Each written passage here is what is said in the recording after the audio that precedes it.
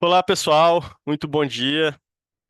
Feliz de estar aqui com vocês, começando o nosso webinar para apresentar os principais insights que surgiram do nosso relatório Investment and M&A, Construtex e Proptex. Estou muito feliz de estar aqui com dois caras muito bons para falar sobre investimentos, venture capital nesse setor e para falar sobre M&A. Acho que são temas que a gente tem buscado explorar com mais frequência e com mais profundidade, aproveitando que a gente consegue ter cada vez mais dados, mais informações, o mercado cada vez mais robusto. E é ótimo quando a gente tem a oportunidade de fazer uma discussão como essa, com uma pegada mais setorial, num setor que é bastante relevante aqui, quando a gente olha para o nosso ecossistema de startups, com caras que estão diretamente relacionados no dia a dia de transações, como as que a gente vai discutir aqui, caras que participaram da história de muitas dessas transações também. Então, estou super feliz de estar aqui com vocês. E a gente sempre faz um aquecimento inicial aqui, enquanto o pessoal está entrando. O que que eu vou fazer? Eu já vou pedindo para vocês deixarem as suas perguntas, e se apresentarem aqui no chat. O chat fica aberto, então mandem aí quem vocês são, se vocês são de empresa, de startup, qual empresa, qual startup. É, Aproveitem para ir se apresentando aqui. E eu vou contar um pouco mais, então, da Liga. Talvez muitos de vocês já conheçam, mas a Liga é uma empresa especialista em é, planejar e executar a estratégia de inovação de grandes empresas. Trabalhamos com empresas aqui de diferentes setores, inclusive empresas do ramo imobiliário, empresas relacionadas à construção civil. Temos alguns cases legais nesse mercado. É, Já foram aí mais de 600 projetos executados. Temos na nossa base de startups e projetos aqui mais de 60 mil players entre Brasil e América Latina. Obviamente, nem todos esses ativos hoje, né? Isso foi sendo coletado ao longo dos nossos 8, 9 anos de vida agora. É, E mais recentemente, ano passado, a gente lançou em parceria com a Advise Investimentos, que depois o André vai ter a chance de falar mais sobre, uma iniciativa que é a Liga Advisia. A Liga Advisia é uma boutique de M&A, uma consultoria de M&A especializada em transações com startups. Aqui a gente trabalha com empresas que querem investir ou adquirir startups, ou startups que querem captar ou passar por um processo de M&A. E a gente identificou que tinha um gap nesse mercado, que existiam oportunidades para serem trabalhadas aqui, para adaptar um processo de M&A tradicional para o contexto específico das startups, né? A gente sabe que fazer uma transação de uma startup é muito diferente de você fazer uma transação de negócios mais tradicionais, com dados mais amplamente conhecidos, com perfis de negócio mais amplamente conhecidos. Quando a gente traz o componente de tecnologia e inovação, tem muitas especificidades, e o que a gente fez foi juntar o know-how, o ecossistema da Liga em torno do tema de startups, com o background muito sólido da Advisia, realizando transações de M&A para criar uma operação única aqui, adaptada para o contexto das startups. E todos esses dados do relatório, que já está disponível para vocês, a Ana já compartilhou com vocês, inclusive, o link para download. Quem ainda não baixou, aproveita. É, Esses dados vieram da nossa plataforma Startup Scanner. Lá a gente tem mapeamentos de diferentes setores, uma base aí de mais de 20 mil startups ativas, mais de 22 mil usuários acessando a plataforma diretamente para conhecer, entender mais sobre startups. E antes de a gente entrar no nosso conteúdo aqui, eu queria só aproveitar para fazer um último convite. É, A gente criou um grupo no WhatsApp para discutir temas relacionados à inovação. Lá a gente distribui materiais como esses que a gente está compartilhando aqui, né, que a gente produz aqui na Liga, eventos que a gente faz, e novidades, notícias sobre o ecossistema de inovação. Então, quem tiver interesse de acompanhar, é só seguir aqui. Pode ser pelo QR Code. A Ana compartilhou com vocês aqui no chat o link também. Vai ser super legal ter vocês conosco lá. Agora sim, pontualmente às 10h05, como eu prometi, vou começar a nossa apresentação aqui e compartilhando com vocês qual que vai ser a dinâmica. A gente vai passar pelos principais insights ali do relatório. Aqui a gente não vai passar pelo relatório inteiro. Quem tiver interesse, baixa o relatório, acessa essas informações diretamente. Mas a gente vai passar pelos principais insights e vai ter a chance de discutir esses insights eh, com o André e com o Bruno, que a gente vai apresentar para vocês aqui. Estou super feliz de ter eles conosco hoje, porque são dois caras que são baita referência na área que eles estão. O Bruno, a trajetória dele praticamente se mistura aqui com a evolução do ecossistema de Construtecs e PropTechs no Brasil. Começou isso desde quando era tudo mato, né, Bruno? E eu queria já começando por você, pedindo para você, por favor, se apresentar. Conta um pouco mais sobre a sua trajetória e conta também da terracota e da tese de vocês. Legal, pessoal. Prazer estar aqui com vocês. Sempre um prazer estar comentando, compartilhando, discutindo sobre a evolução, né, desse mercado de Consultex e PropTechs. De fato, né, pude acompanhar esse ambiente desde do seu início, né? Eu lembro que 2015 para 2016, a primeira vez que eu comecei a buscar startups nesse setor, não tinha nem o nome, né? E tinha as fintechs, tinha as healthtechs, mas e as startups do setor imobiliário, né? E na época a gente começou a falar, cara, é Construtec e Construtec ficou durante um tempo sendo a nomenclatura que identificava esse mercado. E aí depois, com a ascensão de Loft, Quinto Andar, investidores internacionais, ganhou força o PropTech, né? E é verdade que o Brasil tem uma característica muito singular, é que a atividade de construção e incorporação é muito integrada, enquanto outros Uhum. países isso é mais separado, no papel do developer e do contractor.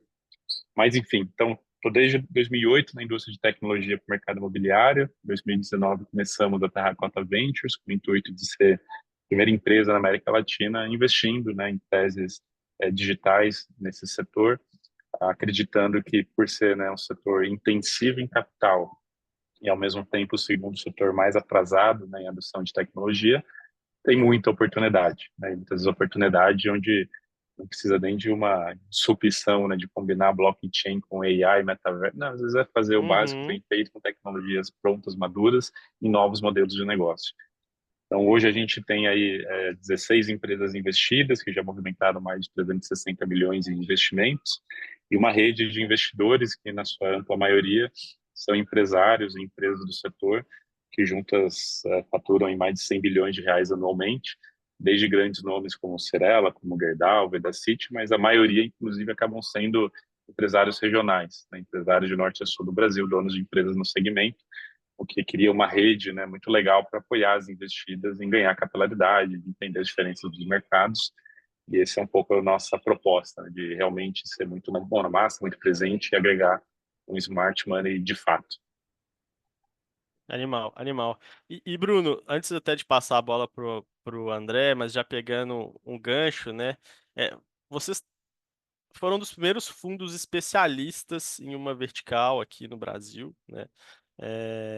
Com certeza o primeiro ligado à Construtec e PropTech.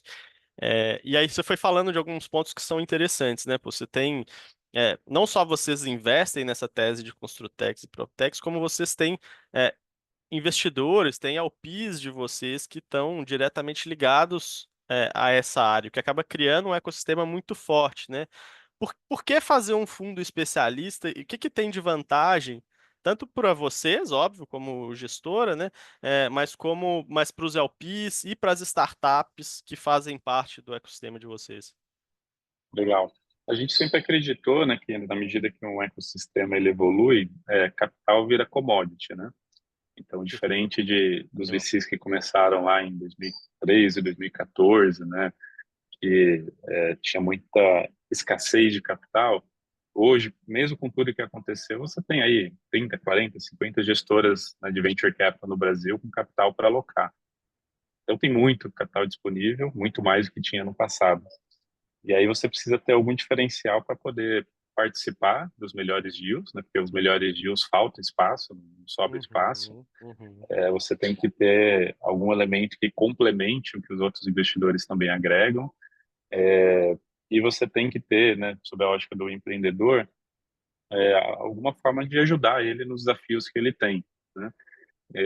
E aí acho que o foco setorial permite você identificar atalhos, permite você conseguir ser mais crítico e mais construtivo nas discussões das teses, você reduz a necessidade de tentativa e erro, porque muita coisa você já viu acontecer, Perfeito. você não compete com outros VCs que são generalistas, porque você soma conhecimento e competências, e também nos permite, até do ponto de vista de gestão, né, focar mais na parte que a gente é forte, que são nas construções das teses, enquanto em outros fundos são muito fortes na governança, são muito fortes em aspectos mais técnicos, né, da gestão do investimento, e a gente pode se complementar.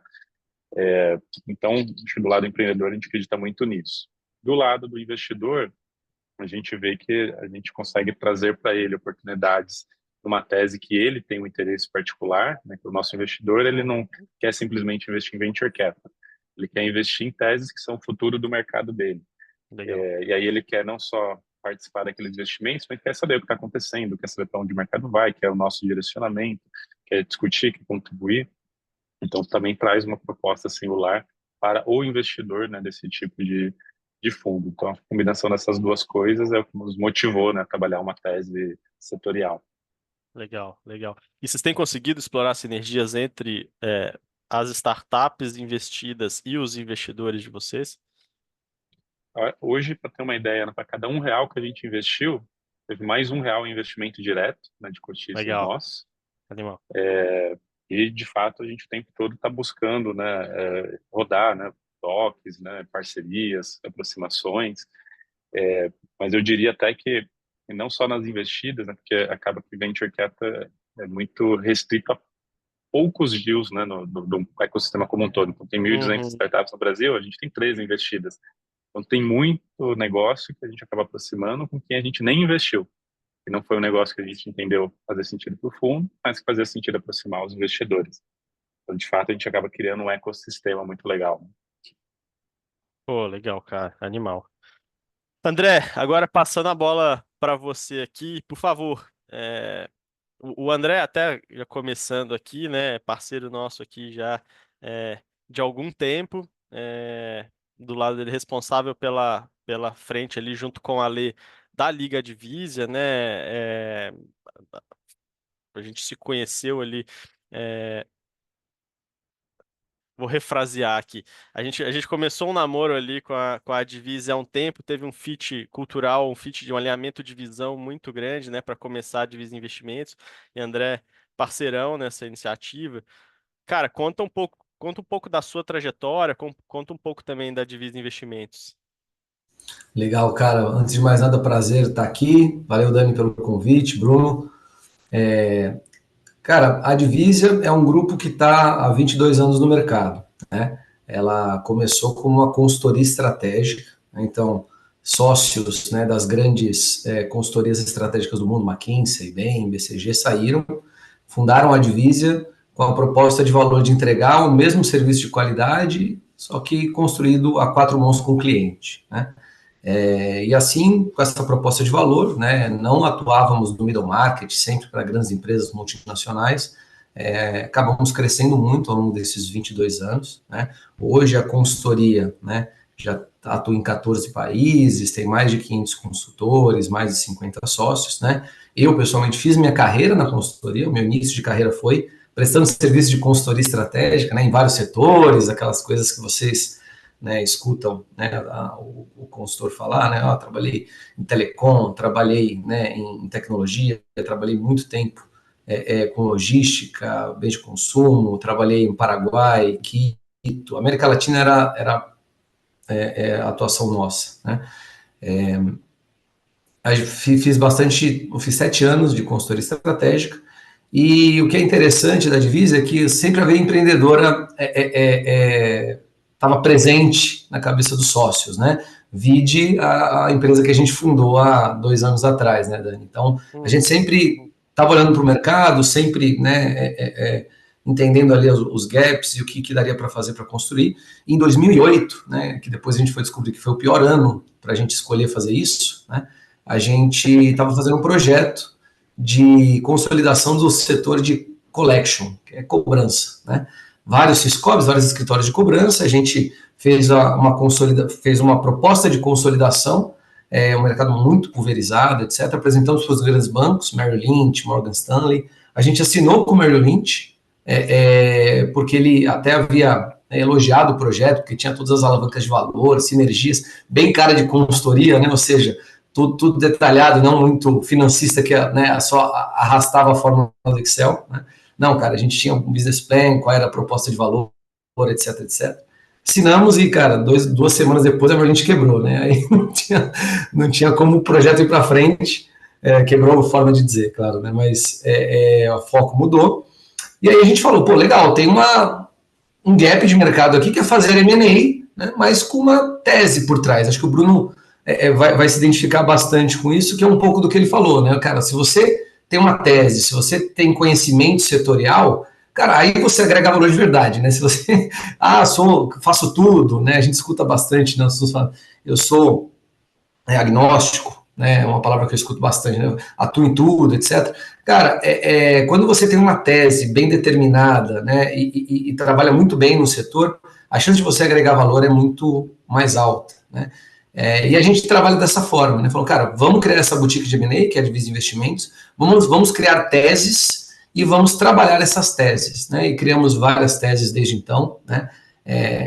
A última tese mais recente, só para falar, foi a consolidação dos provedores de internet, né? Que tem a ver um pouco com, né, conectividade e tecnologia.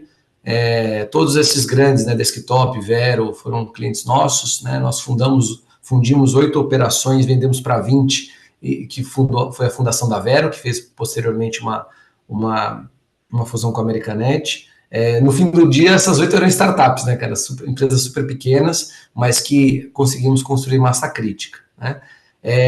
E para voltar um pouco para mim, né? Eu trabalhei 7 anos e os últimos 5 anos eu entrei nessa boutique de M&A, na Divisa de Investimentos, sempre dentro do grupo, e tô tocando a prática de M&A lá dentro, tá? Nosso perfil de clientes da Divisa Investimentos né, são EVs, né, ou valores de empresa acima de 400, 500 milhões de reais, né? E aí a gente sentiu, né, nós e a Liga Ventures, sentimos essa oportunidade de falar, cara, vamos fazer M&A para um público de startups, né? Vamos estar próximo dessa turma, porque tá surgindo muita coisa legal, né? A gente tem as nossas teses também, né, na Liga Ventures, na Liga Divisa, temos focos setoriais e, cara, vamos ajudar essa turma a crescer, fazer fusões estratégicas, etc, etc, né? Um pouco daí, desse contexto que surge a Liga Divisa, né, de ajudar essa turma que ainda não tem acesso às boutiques ou, né, vai ficar esquecida lá numa gaveta de uma grande boutique, mas que, pô, tem a mesma necessidade de capital. Para terminar... Desculpa, vai lá. Eu ia comentar só sobre a terceira empresa do grupo, que é a Divisa Analytics, né, na mesma tocada, prestando consultoria estratégica, a gente começou a ver que Data Science era mais exigido, etc.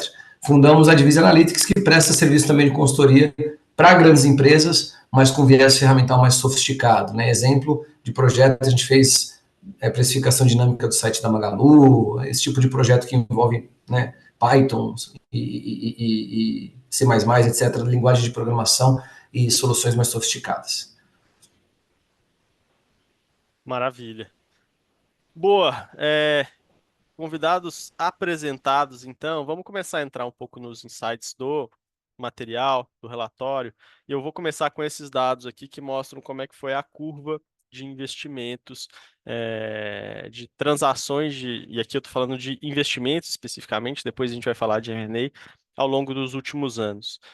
O que a gente percebe é um comportamento, na verdade, bem parecido com o que a gente vê do mercado de maneira geral, né?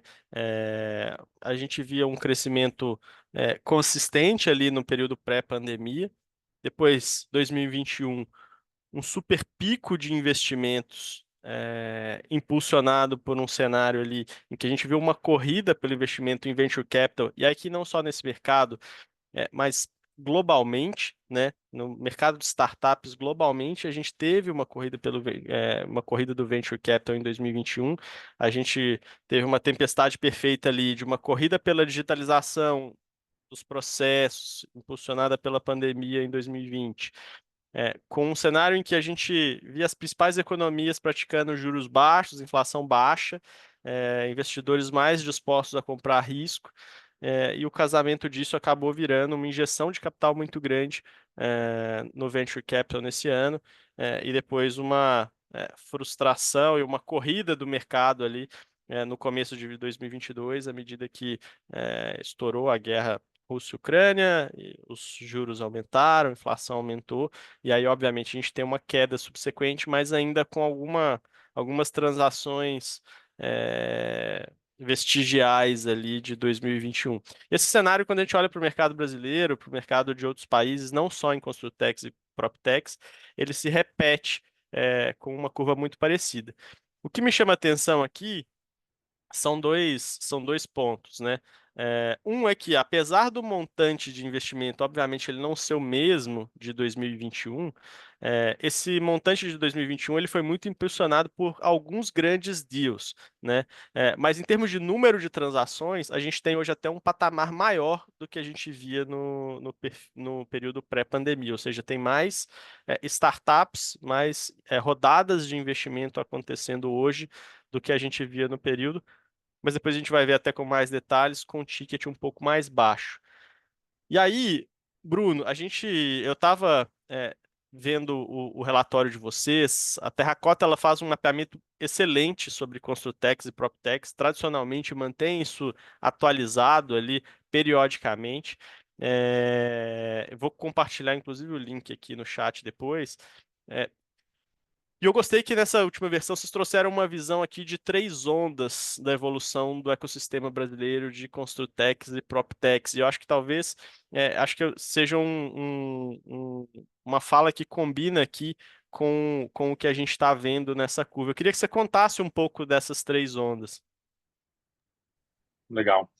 De fato, o mercado, né, ele evoluiu muito eu diria que desde 2008, talvez seria o primeiro grande marco, foi quando saiu Minha Casa Minha Vida, que injetou muito recurso, né, no setor de construção e o setor cresceu bastante. E foi a primeira onda de digitalização das empresas, a maioria dos CRMs, ERP, software de projeto começaram a ser inseridos, né, nas consultoras e incorporadoras nessa fase.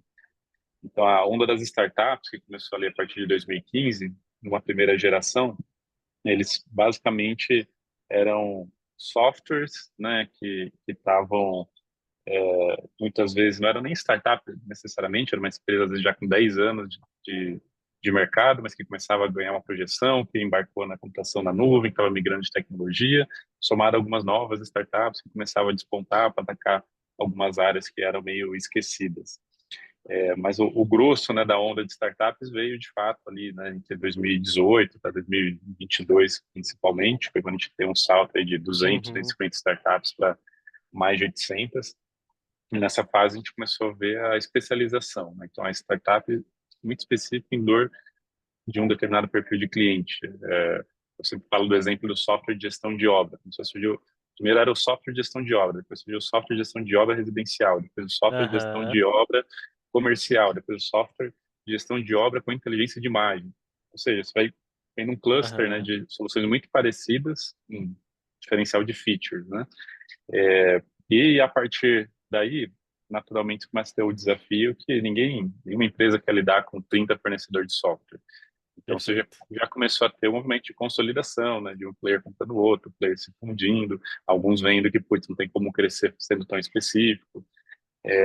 E aí, naturalmente, o mercado, né, ele ganha em volume, mas começa agora a separar o joio do trigo e algumas teses que vão se mesclar, né? E aí é até legal a gente ter alguém aqui especialista em M&A que pode depois até falar um pouquinho disso. Mas claramente a gente está nesse processo, né, do mercado se consolidar. E 2022 para frente, a gente fala que é uma nova fase onde cada vez mais a gente discute menos sobre produto, menos sobre o software, mais sobre os modelos de negócio, né? Modelos de negócio que buscam criar negócios melhores. E nessa Uhum, busca de criar negócios melhores, muitas vezes o software não vai ser o produto. Na verdade, o software é uma ferramenta para você ter o seu diferencial e competir com players tradicionais do mercado, né? Então, você tem operadores de locação, né, que vão fazer a mesma coisa que o mercado sempre fez, mas de uma forma diferente, um modelo de negócio diferente. Você tem as empresas de construção modular, eles saem de, ao invés de tentar vender sistema construtivo, passa a usar o sistema construtivo para ter um modelo de negócio diferente. Perfeito. E nisso você destrava, né, acho, um potencial de valor muito grande. Eu lembro de muitas empresas que eu mentorei, é normal o cara vir me falar, não, o meu software, ele, sei lá, reduz em 30% o custo. Pô, mas se teu software é tão bom, você não devia vender o software, você devia usar ele para fazer obra, né? Que você vai ter uma margem que é muito 3 vezes maior do que o teu concorrente. E às vezes é isso, né? Se você acha algo que é tão bom, o trabalho de você convencer os outros de aderir àquilo é muito maior do que, cara, então pega você e faz um negócio, né, em cima disso e usa isso como a seu diferencial competitivo. E acho que na medida que você vai tendo empreendedores mais experientes também, né, o mercado mais experiente, dá mais espaço para esse tipo de ousadia, né, de empreitada.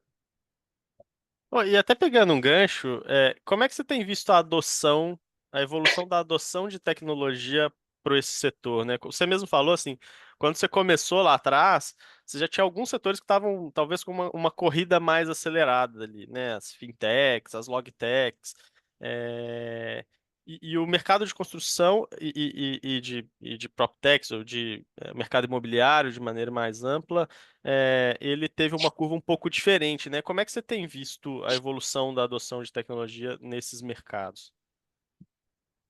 Eu diria que avança, né, para e passo a vida das pessoas, né? Então, acho que é nítido a evolução que aconteceu nesses últimos anos, acho que principalmente pós-pandemia, mas é muito aquém do que a gente gostaria, né, em termos de velocidade. Mas eu acho que acaba que não tem muito como mudar isso, porque a gente está falando de um setor que a característica de um negócio é de ciclo longo, Ciclo longo. Aham. muito intensivo em capital, né, a maior transação que você faz na vida. Então, é um tipo de decisão, né, mais lenta. Tudo Uhum. isso leva a você não poder arriscar tanto e também não ter velocidade ou pressão por velocidade na decisão. E o feedback loop é muito lento, né? Então, dependendo do que você quer Perfeito. fazer, sei lá, quer fazer uma inovação na forma de construir. Às vezes você só vai poder atestar aquilo depois de 10 anos, quando conclui o ciclo de obra, pós-obra, para você saber que não deu problema. É diferente do varejo, dependendo do que você está falando, cara, você bota no ar hoje, na manhã você já sabe se aquilo melhorou as vendas ou não melhorou, e você já pode ajustar, ou mudar, ou pivotar. Então, a velocidade nesse aspecto de fato, é muito diferente e trabalha contra essa adoção ser mais rápida. Mas, essencialmente, a gente teve mudanças significativas, acho que na jornada, né, de transação do imóvel, né, que hoje você assina um documento de uma forma digital, que antes, quando da pandemia, era uma coisa assim que o pessoal falava que não, isso Aham, não é aham. seguro, isso juridicamente não é aceito. A parte de financiamento melhorou muito, né? Antes a gente tinha recordes de levar 3, 4 meses para conseguir aprovar o financiamento no banco. Hoje, na maioria dos casos, isso caiu para 2 semanas, 3, às vezes até menos. Perfeito. Os próprios cartórios têm se digitalizado. Então, é fato que a adoção de tecnologia aumentou, né?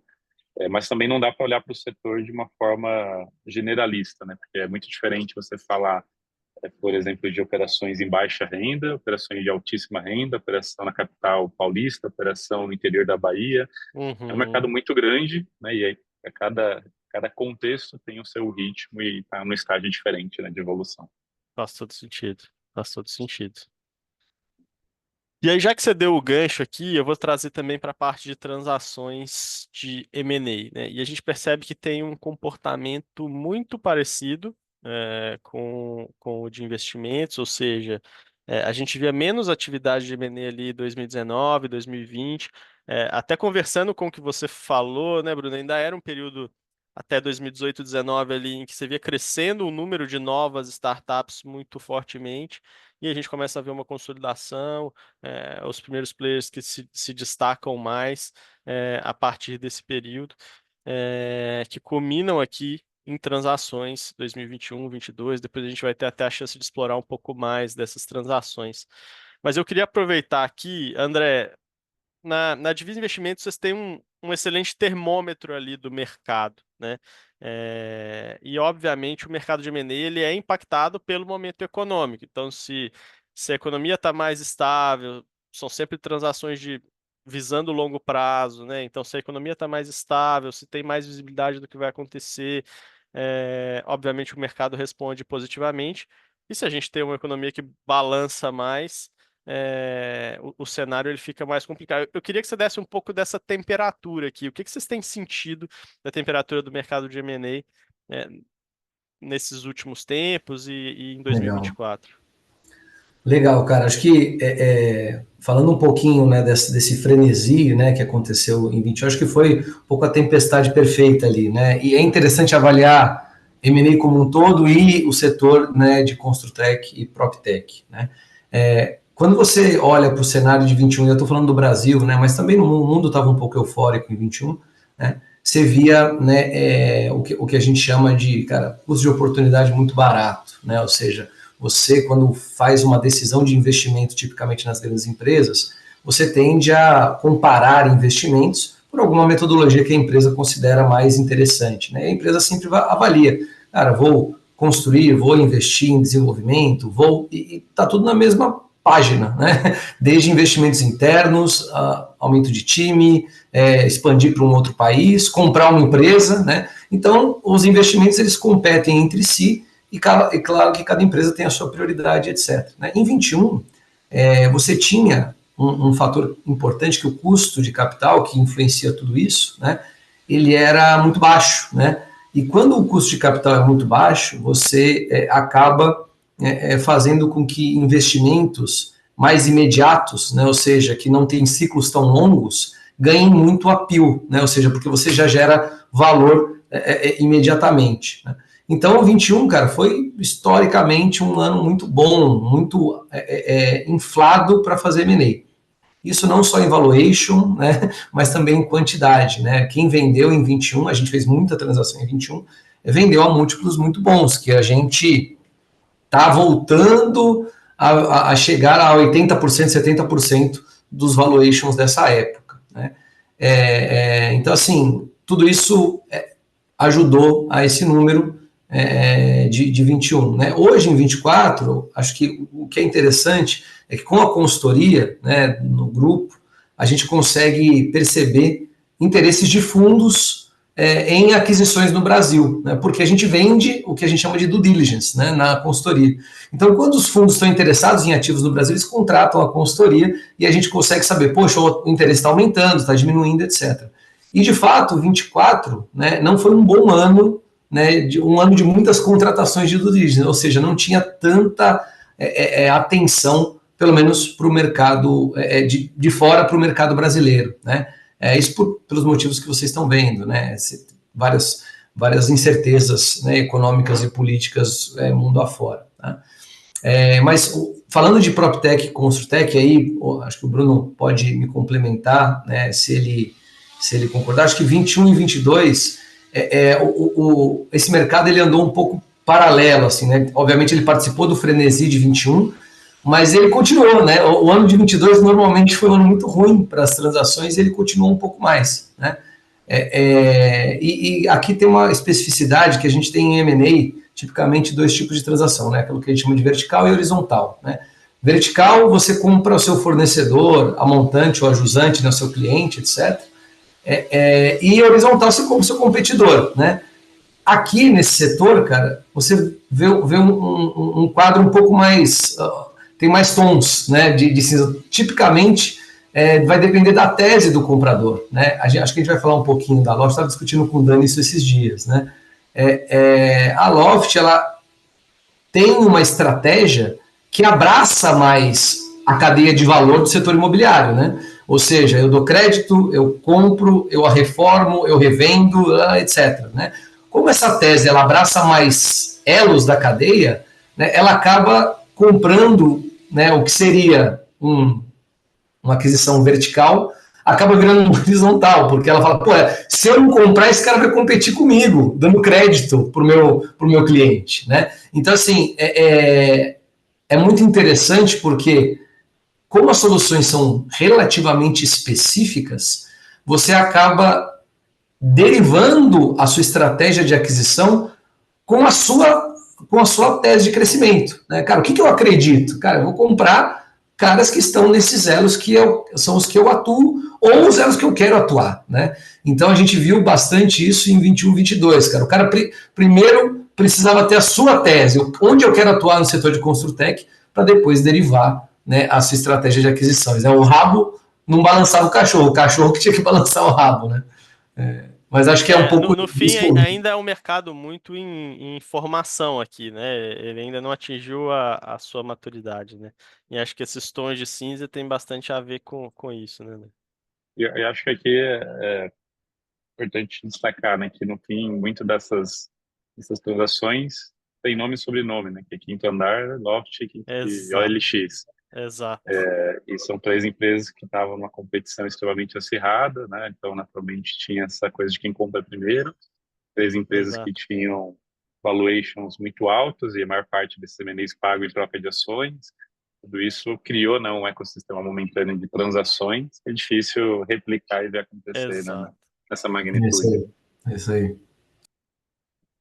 E é claro que os valuations delas próprias ajudam muito, né, cara? Porque a gente brinca que o M&A arroz com feijão é aquele que você compra uma empresa a um valuation mais baixo que a sua, né? Então, se o seu valuation está esticado, poxa, no-brainer fazer um M&A, né? Um múltiplo mais baixo, né? Exato. Boa.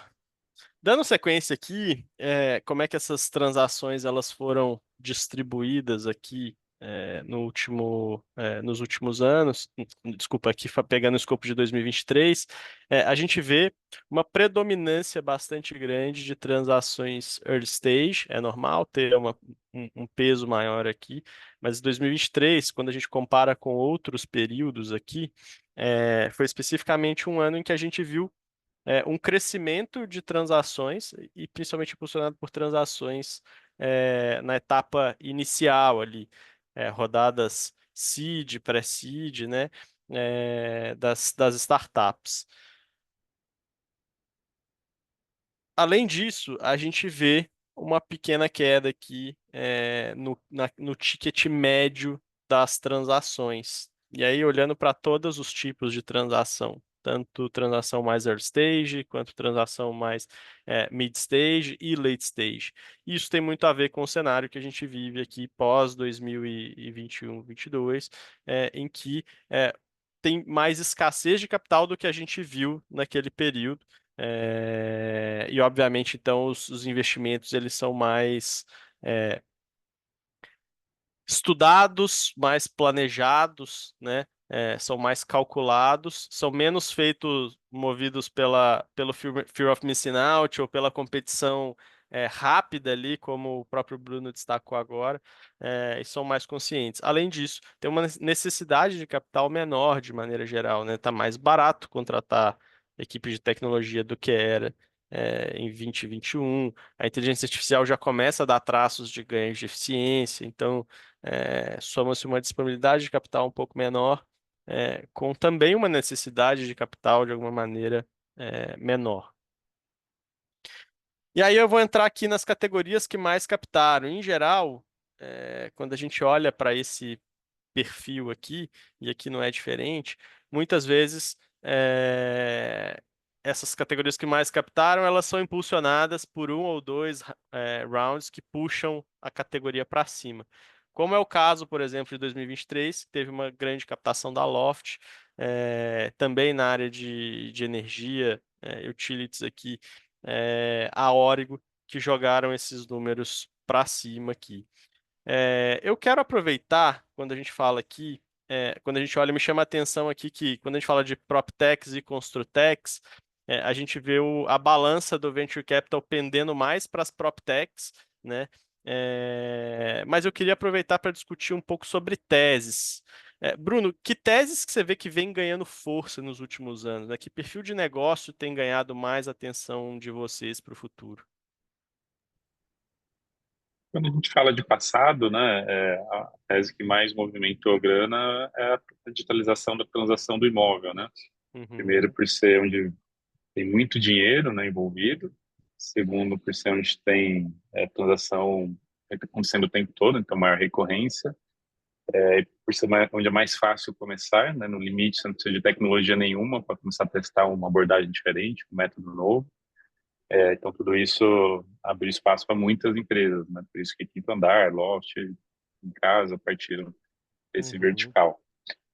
Mas, essencialmente, também é difícil você lidar com um mercado que tem tanta volatilidade, né? As transações são de ticket alto, então não é uma venda que você consegue fazer totalmente digitalizada. O CAC foi ficando cada vez mais alto, mas foi uma tese que puxou esse ecossistema aí de Construtex e Capex. Aí a gente tem, né, outras teses que foram surgindo muito em torno de SaaS, né, de forma geral, né, software para as mais variadas necessidades específicas, dores específicas, complementando lacunas que os CRMs e os ERPs deixaram, e que acho que tudo isso fez parte dessa segunda onda, né, que a gente estava falando. Hoje a gente está olhando para 4 grandes teses gerais e dentro disso aí os desdobramentos em negócios. Então, hoje a gente olha muito para construção modular off-site, né, industrialização da obra. A gente entende que tem de fato espaço para realmente você conseguir ter números diferentes se você conseguir montar um modelo de negócio que sabe utilizar a metodologia industrializada. Uhum. A gente está olhando muito para real estate como um serviço, então todas as modelagens de negócio que buscam trabalhar o imóvel não para venda, mas sim para você Perfeito. conseguir agregar serviços, experiência, de alguma forma isso permitir, né, trazer um produto diferente para o investidor, ou conseguir trazer uma valorização do metro quadrado, uma maior maximização, né, da renda por metro quadrado e diferentes modelos de negócio em torno disso. A gente está olhando muito para a combinação de real estate e fintech, né? No fim das contas, muita Uhum. gente fala que quem mais ganha dinheiro no mercado imobiliário são as instituições financeiras. Financeiras.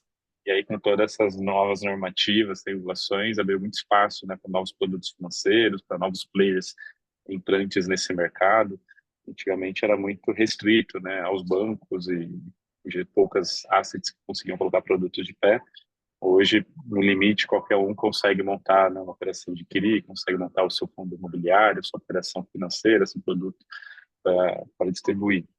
Então, isso está abrindo um leque, né, de negócios muito amplo, né? E, por fim, acho que pela primeira vez, né, o patinho feio do setor, que eram as inovações na obra, né, de materiais, principalmente, começou também a entrar no Hum. radar. É o top 3 hoje no mundo em termos de ranking de investimentos. Então, a Aham. gente tem olhado também inovações de materiais, De inovações em materiais. torno do canteiro, coisas que antes venture capital passava longe, né? Hoje já começa a ser considerado. Porque em geral são coisas de também ciclo longo, né? E mais capital intensivo em P&D, né? É, mas o que o mercado tem entendido é que é onde você tem, por outro lado, mais liquidez, né? Porque se você descobre um material realmente diferente, você já tem toda uma indústria multinacional de materiais que vai comprar você, né? É Uhum. diferente de um SaaS que a saída é muito limitada, né? Perfeito. Faz Aqui bastante tem mais sentido. espaço para realmente inovação de base, né? Conhecimento científico agregado, diferencial realmente de produto. Faz bastante sentido, cara. E acho que uma parte do que você está falando, aliás, deixa até antes de eu ir para essa segunda parte, eu queria só aproveitar para pegar um gancho aqui que eu acho que casa com esse slide. É, o quanto que vocês já veem, hoje é praticamente impossível a gente fazer um talk desse sem abordar o tema de inteligência artificial, né? O quanto que IA já é um tema relevante para Construtex e para PropTechs, assim, onde é que vocês estão vendo aplicações mais relevantes, Bruno? A gente vê IA como, na maioria dos casos, né, como mais uma tecnologia, né, que todo mundo vai ter que, de alguma forma, utilizar, né? Então, é mais ou menos quando surgiu computação na nuvem, né? Hoje não dá para falar de alguma empresa, né, que não está na nuvem, né? Não dá, né? Acho que IA vai ser a mesma Uhum, coisa aí nos próximos 5, 10 anos.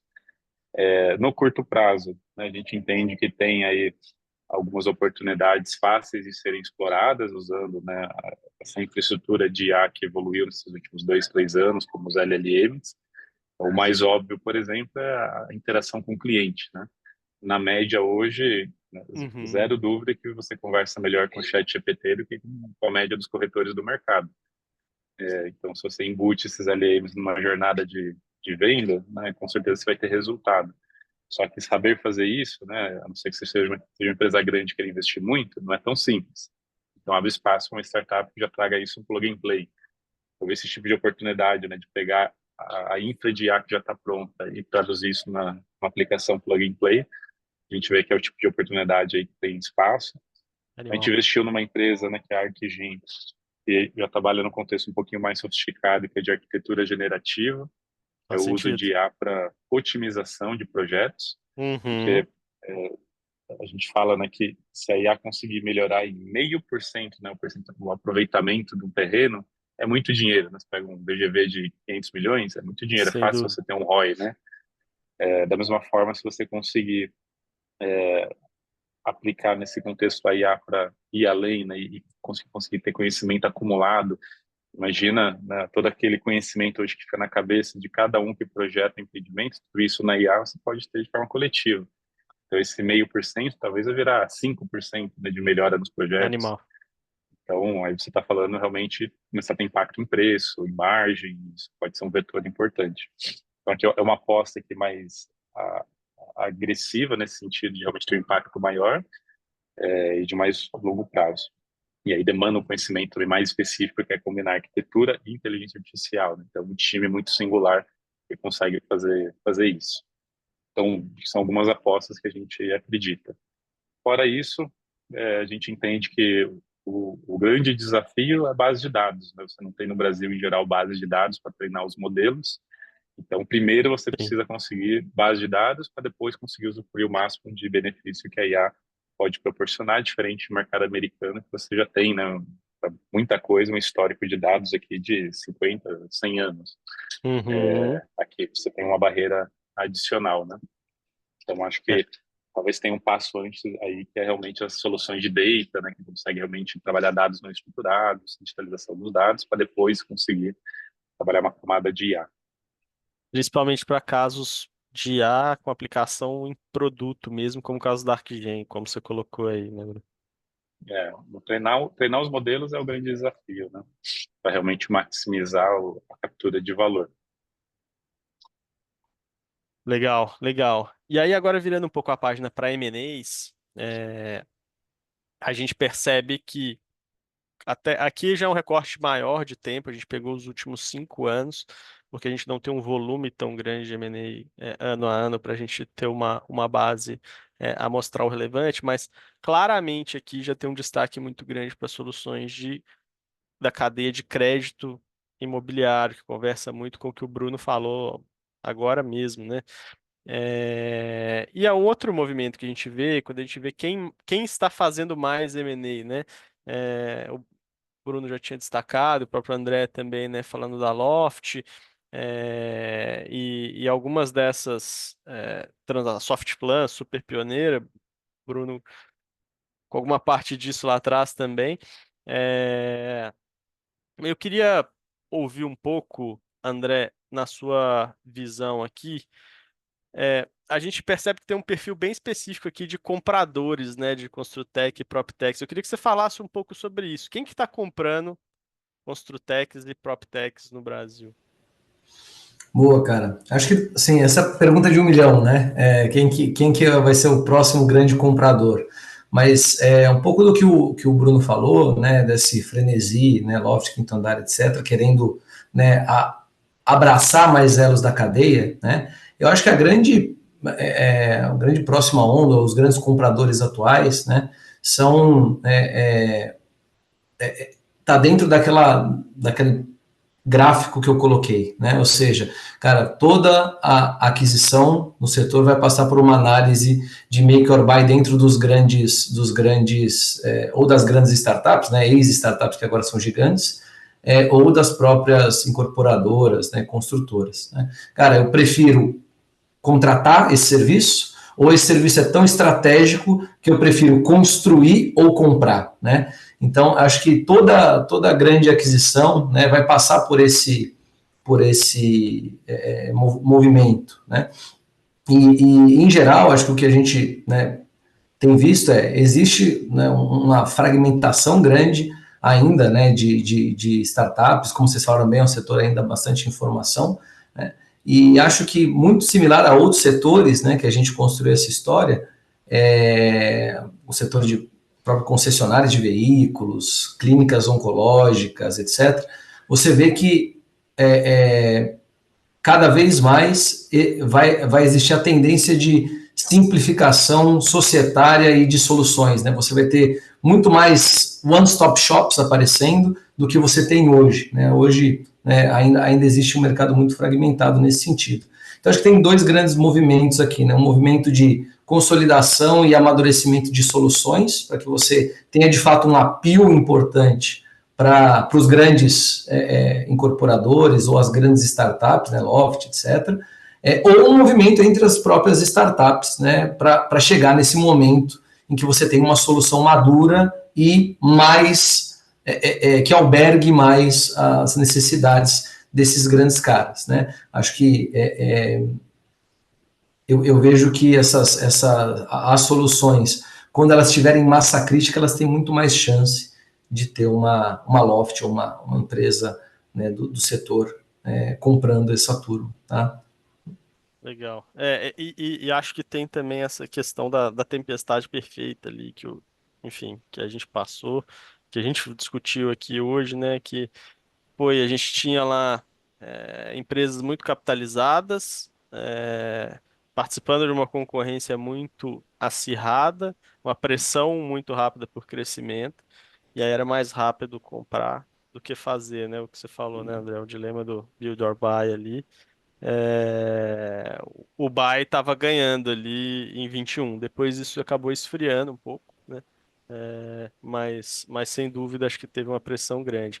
E acho que outra coisa que chama atenção, olhando para esse gráfico aqui, é o destaque no número de transações ligadas ao crédito imobiliário. Não está no material, mas está nos nossos dados. A gente também percebe que tem um movimento bastante grande de interesse do mercado financeiro. Os bancos foram bastante ativos em aquisição de startups relacionadas ao setor, né? A gente viu BS2, né, BTG, Santander, a própria Creditas, que não é um banco, mas é uma fintech, né, comprando startups ligadas ao setor imobiliário, que acho que reforça bastante também o que o Bruno mencionou ali, de que players do mercado financeiro também se beneficiam bastante, né? Boa parte do setor passa pelo financiamento, né? Pelo crédito e pelo financiamento. A gente está chegando para o final aqui. Eu vou abrir um pouco para. Eu tô vendo que já tem chegado algumas perguntas. Se vocês quiserem mandar, eu acho que dá tempo de mais duas, talvez três perguntas aqui. A primeira é do André Chaves. Eu vou passar pro Bruno essa. E para a Condotex, tem algum interesse mais específico? Eu acho que ele estava falando no momento que você estava falando ali sobre as teses, Bruno, mas acho que vale talvez você contar um pouco da sua visão sobre startups ligadas à gestão de condomínios. Legal, a gente é investidor, né, da Condoconto, a gente conhece bem esse mercado. É um mercado gigante, né? Tem mais de 400 mil condomínios no Brasil. O grande desafio é que nesse mercado é a venda, né? Uma venda muito difícil, porque vender para síndico é uma venda com Uhum, mandato, né, pré-definido. Então, mudou de síndico, o cliente quer mudar tudo. Às vezes você começa a venda com um, aí muda no meio do caminho, você tem que recomeçar. Vender para administradora tem seus desafios de uma venda B2B e achar o que é o alinhamento de interesse para ela se motivar. Ela ser uma venda B2C muitas vezes. Você tem a Superlógica, que é um player já gigante, né, que está super bem posicionado. Então a gente vê que é um mercado bom, mas difícil, né? Então acho que a parte de software é difícil competir com um player como a Superlógica, que vem consolidando nessa indústria, fez algumas aquisições aí para isso. Na parte financeira, né, tem muito dinheiro na mesa, mas aí o desafio é essa originação, né, conseguir montar um bom canal de originação. A mina de ouro que todo mundo cresce o olho é o condômino, né, como conseguir chegar no condômino, porque se você tem 400 mil condomínios, você tem milhões de pessoas vivendo nesses condomínios. Então, como é que você chega para a parte de serviços, produtos, transações financeiras? Mas depende se você vai conseguir superar os passos anteriores. Então, a gente vê uhum, que é um ótimo mercado, né? E não é um mercado winner takes all. Então, a gente acha que É um mercado que você vai ter múltiplos players atuando com crédito, com soluções financeiras, por especialização regional, por tipo de condomínio, enfim, cada um a sua maneira. Legal. A outra pergunta aqui é uma pergunta mais específica. Acho que quem entrou tá anônimo, não dá para saber quem fez a pergunta especificamente. Mas você está falando que a Refera já era da Softplan e abriu cotas. Se nesses termos não seria um M&A, mas uma recompra. Aqui em M&A a gente costuma trazer operações societárias de fusões e de aquisições o que a gente trabalha sempre com dados abertos para esses relatórios, então acho que é importante dizer. No caso aqui, a Refera era uma joint venture, de fato, né, com a Brignoli, mas o grupo Softplan anunciou como uma aquisição É. da Então, startup, o comentário possivelmente. aqui, a Refera ela começou como uma startup do Venture Builder que a gente montou na Softplan, né? É um case Animal. bem legal de Venture Build. Aí a empresa fez um spin-off, né, trouxe um sócio estratégico, aí ela cresceu independente e depois eles compraram o controle, né? Então, meio que ela é um case de várias coisas aí, de venture building, de corporate venture, de M&A, e eu acho que cada vez é mais difícil encaixar os negócios em caixinhas, né? Em Porque caixinhas o ecossistema separadas. vai amadurecendo, né? Vai ficando cada vez mais complexo. É, Muito bem, estamos com mais 4 minutos, então reta finalíssima aqui. Eu queria só encerrar então com ouvindo um pouco a visão de futuro para ambos aqui, né? O que que a gente pode esperar de investimentos e aquisições no mercado de PropTechs e Construtechs para os próximos anos? E aí aqui eu estou falando de forma mais ampla possível. Podem falar de tecnologia, de movimentos em mercado, mas o que que vem na cabeça de vocês quando a gente fala de futuro? Podemos começar com o Bruno. O meu olhar é que a gente ainda tem muita empresa em fase de maturação, né? Se a gente for ver esses M&As, a grande maioria foi feito de empresas que não estavam prontas, não estavam maduras, Uhum, justamente por essa janela de mercado, né? Por isso que a gente falou. Mas acho que em geral, né, o M&A típico, muitas vezes é daquela empresa, né, que já fatura, né, que já é rentável, já é sustentável, é sinérgica, a sua tese já se provou. E eu acho que esse tipo de M&A vai começar a acontecer, né, mais frequência nos próximos 4, 5 anos, que várias dessas startups que vão crescendo, vão ganhando corpo, vão começando a se tornar empresas rentáveis, né? E aí eu acho que é um outro tipo de configuração de mercado de M&A que a gente vai observar. Então, apostaria nisso.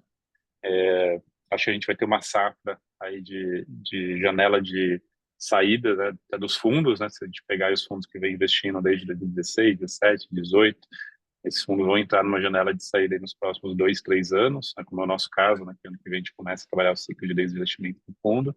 Então, isso uhum, também vai trazer, né, uma oxigenação para o mercado de M&A de alguma forma. Então, também tem espaço nisso.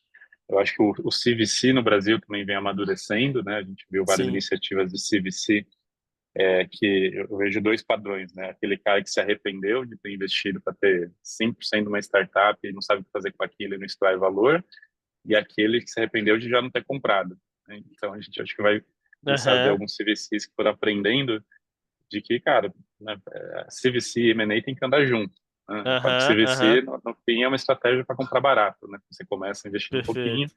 na medida que você vai provando, você compra. Então, acho que isso também vai começar a amadurecer aqui no Brasil, essas iniciativas de CVC, começando a converter para operações de M&A.